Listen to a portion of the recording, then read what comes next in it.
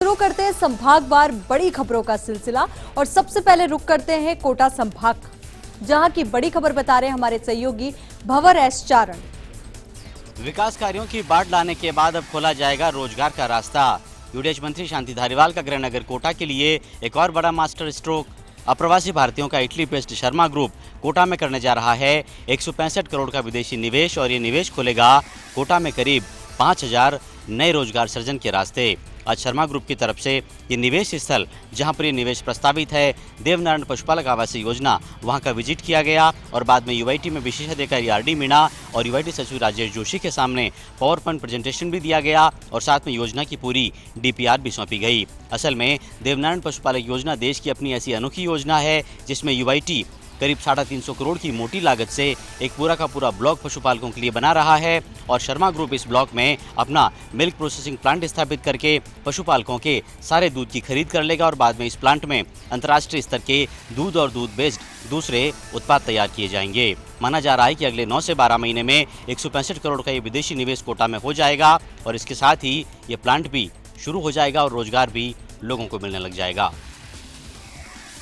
चलिए अब आगे बढ़ते हैं बीकानेर संभाग की ओर, जहां की बड़ी खबर बता रहे सहयोगी लक्ष्मण राघव। बीकानेर के नोखा थाना इलाका अंतर्गत व्यापारी के मुनीम से मारपीट कर 4 लाख रुपए की नकदी, सोने की चैन और अंगूठी छीनने का आरोप।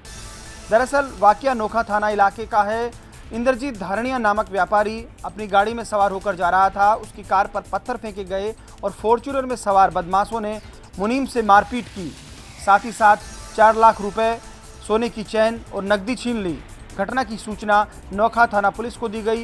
एसएचओ मौके पर पहुंचे। पूरे मामले को लेकर एसपी प्रीति चंद्रा का कहना था कि एसएचओ तुरंत मौके पर पहुंच गया था। प्रथम दृष्टया मामला छीना झपटी और मारपीट का लग रहा है, फिर भी हम तमाम पहलुओं की जांच कर रहे हैं। जो भी आरोपी हैं वे बख्शे नहीं जाएंगे, जल्द ही उन्हें पकड़ लेंगे।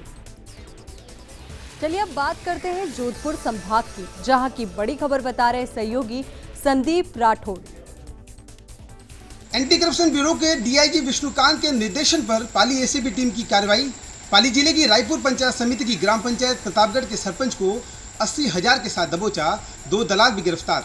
एंटी करप्शन ब्यूरो के डीआईजी विष्णुकांत के निर्देशन में पाली एसीबी टीम ने कार्रवाई कर रायपुर पंचायत समिति की ग्राम पंचायत प्रतापगढ़ के सरपंच गुलाब सिंह को 80,000 रुपये के साथ रंगे हाथों गिरफ्तार किया है। आरोपी सरपंच ने परिवादी को मकान निर्माण में अवैध मदद के मामले में 1,35,000 की डिमांड की थी। इस मामले में 2 दलालों को भी दबोचा है। पाली एसीबी के एडिशनल एसपी नरपतचंद के नेतृत्व में कार्रवाई की गई। कार्रवाई में तकनीकी विशेषज्ञ ओम प्रकाश बिश्नोई भी शामिल रहे। आरोपी सरपंच की गिरफ्तारी के लिए पिछले 3 दिनों से पुष्टिकरण का कार्य चल रहा था। वहीं आज आरोपी की लोकेशन ब्यावर में आने से एसीबी टीम ने ब्यावर पहुंचकर कार्रवाई की। तीनों आरोपियों को गिरफ्तार किया गया है। वहीं तीनों आरोपी ब्यावर के उप अधीक्षक कार्यालय में है और उनसे पूछताछ जारी है। अब भरतपुर संभाग की बड़ी खबर बता रहे हैं सहयोगी रवि कटारा। सांसद रंजीता कोली पर हुए हमले को लेकर भरतपुर की सियासत में आया उबाल। चिकित्सा राज्य मंत्री सुभाष गर्ग ने दौरे को लेकर साधा निशाना, कहा बिना सूचना के नहीं जाना चाहिए था सांसद को। भरतपुर सांसद रंजीता कोली की गाड़ी पर ताबड़तोड़ बदमाशों द्वारा हमला करने के मामले में जहां एक और हमले की निंदा की जा रही है, तो वहीं दूसरी ओर सरकार में मंत्री सुभाष गर्ग ने उनके दौरे को लेकर सवाल खड़े किए हैं। मंत्री सुभाष गर्ग ने सर्किट हाउस में मीडिया से बातचीत करते हुए कहा कि हालांकि ऐसी घटना हो जाती हैं, लेकिन सांसद रंजीता कोली अगर क्षेत्र के दौरे पर जाएं तो एसपी या कलेक्टर को जानकारी दे सकती हैं। यह उनकी जिम्मेदारी भी बनती है। अगर मैं कहीं जाता हूं तो मैं भी अधिकारियों को सूचना देकर जाता हूं। वह इस पूरे मामले में सांसद रंजीता कोली ने पलटवार करते हुए कहा है कि मंत्री सुभाष गर्ग मेरे पर अंकुश ना लगाएं। अगर उनको अंकुश लगाना है तो जिले में बढ़ रहे क्राइम पर लगाएं। सांसद रंजीता कोली ने कहा कि अगर वह बताकर जाती तो खामियां कैसे सामने आ सकती थीं। वही मंत्री सुभाष गर्ग के बयान को लेकर उन्होंने सवाल खड़े किए हैं। कहा क्या उनके राज्य में महिला सुरक्षित नहीं है। अब उदयपुर संभाग की बड़ी खबर बता रहे हैं सहयोगी रवि शर्मा। कोरोना के भयावह दौर में लंबे जयपुर प्रवास के बाद आज अपने विधानसभा क्षेत्र लौटे नेता प्रतिपक्ष गुलाब चंद कटारिया। युवा मोर्चा की ओर से सेवा ही संगठन अभियान के तहत लगाए गए रक्तदान शिविर का किया निरीक्षण।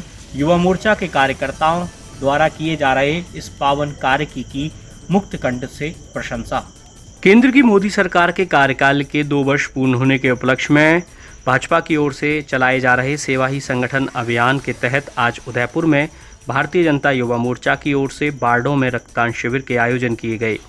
अब तक आयोजित हुए कुल 7 रक्तदान शिविर में युवा मोर्चा के कार्यकर्ता 550 यूनिट से अधिक रक्त दान कर चुके हैं।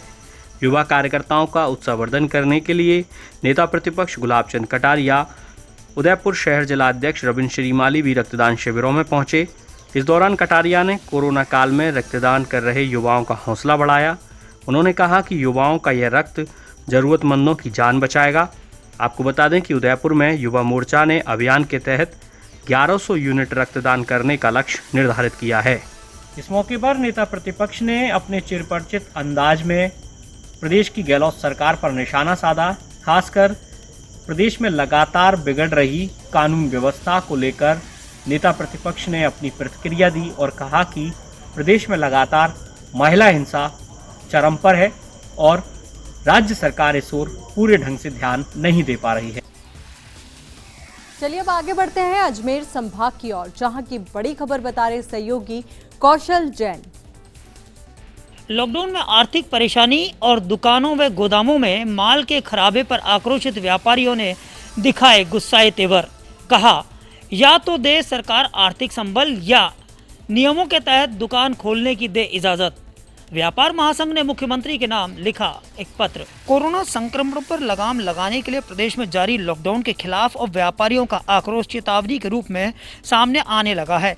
आज अजमेर में व्यापार महासंघ के बैनर तले व्यापारियों ने सोमवार से दुकानें खोलने की अनुमति नहीं मिलने पर अपनी दुकानें खोल आक्रोश जताने का ऐलान किया। सूबे के मुखिया को पत्र भी भेजा। अजमेर में एक प्रेस वार्ता के दौरान व्यापारियों ने खुलकर अपने आक्रोश का इजहार किया और कहा कि यदि दुकानें खोलने की इजाज़त नहीं दी जाती तो उन्हें आर्थिक संबल प्रदान किया जाए। अजमेर व्यापार महासंघ के बैनर तले लामबंद व्यापारियों ने अपनी पीड़ा का इजहार करते हुए कहा कि दुकानें बंद होने के बावजूद बिजली का बिल, बैंक का ब्याज और स्टाफ के वेतन से आर्थिक संकट का सामना करना पड़ रहा है।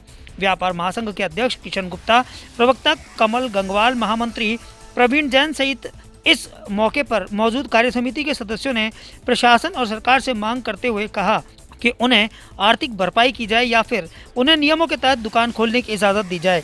यदि इजाज़त नहीं दी गई तो आक्रोशित व्यापारियों को अपने स्तर पर कोई ठोस कदम उठाना पड़ेगा। आक्रोशित व्यापारियों ने यह भी दावा किया है कि यह ऐलान पूरे प्रदेश भर का है। सोमवार से यदि कोई मार्ग नहीं निकला या कहीं किसी तरह की कोई बातचीत नहीं हुई तो व्यापारी अपनी दुकानें खोलेंगे।